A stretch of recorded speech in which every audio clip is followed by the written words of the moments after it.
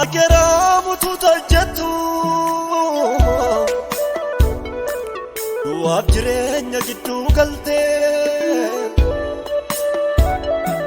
qulqulluu taatee utuu jirtuuti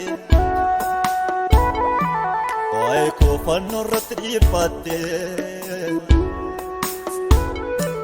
akkamittan si obsaree oolmaa keetu guute mana koo jaalalli koo si dirqisiisennaan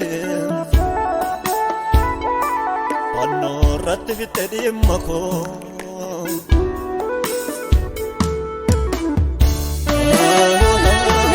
oolaa mudaan hin qabne waaqarjaaf garraame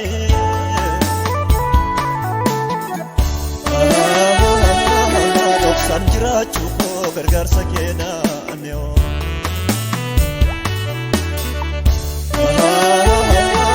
sirrattan biqilee firii gaarii godhe